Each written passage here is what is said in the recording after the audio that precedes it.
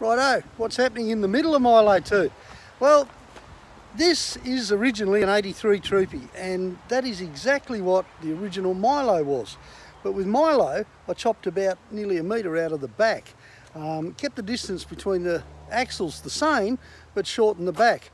What I wanted to do this time was keep the rear of the chassis intact, but get the same weight transfer effect that I got with the little 4-cylinder motor and shifting it back and all the rest of it. So given this is a 12 HT where it should be, and given everything else, we put the spares and a big Brown Davies tank down here and the 2 batteries right in the middle of the truck, okay?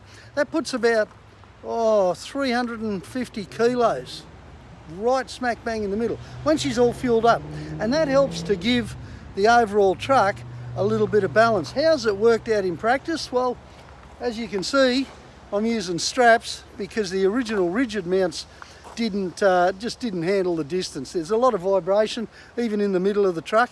However, the Brown Davies rack and the tank itself, wow, just couldn't be better. Everything from the switchover device to the fuel gauge, you know, it just works fantastically. Now, I get roughly, with the 2 tanks, about 1400 k's range.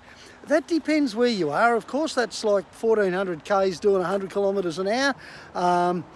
It is, however, enough to cross the Simpson a couple of times, there and back sort of thing, as you can see that in this Dust 'em Up DVD.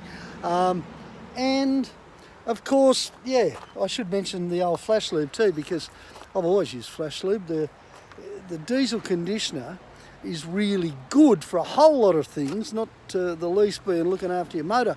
But when you're using fuel from all over the place, that's when you really need something to level it out.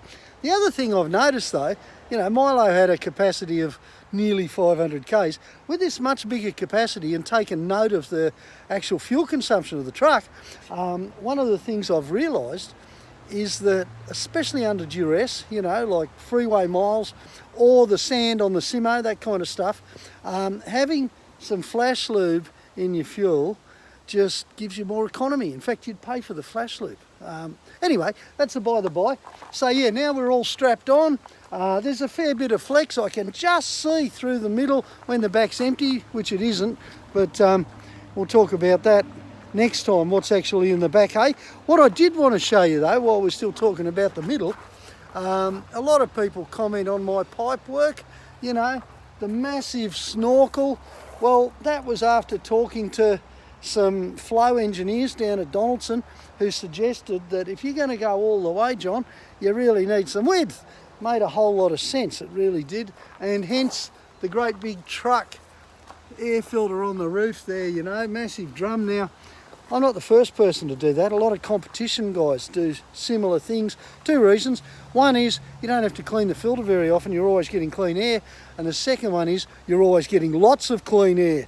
Really works. Cookie's exhaust system, well, everything Cookie does is just great. I love to have my exhaust piped high. Why is that? Because when you're stuck in a tight little valley or you've got a recovery situation or something else going on, you're not breathing your own exhaust. You've got no chance of blocking it up. So we've got breathers running about this height in the cab. We've got the air intake and the exhaust right up at roof level. In theory, she goes underwater. Once again, I think Dust 'em Up episode that hasn't come out yet, you get to see how much water she will go under and still run. In fact, it would go, in theory, all the way to the roof, but that could drown me. So, has the centre section worked? Yes, it has. I should comment on the batteries. These were a bit of a departure from my usual run of Centuries, and the stickers have fallen off. I can't remember what they are. I don't think you can even get them anymore. They've been really good, but I've got a couple of Centuries ready to go back in there because I like my dry plate batteries. All right, well, there you go. That's kind of the middle part. Oh, gee, I forgot. This is really important.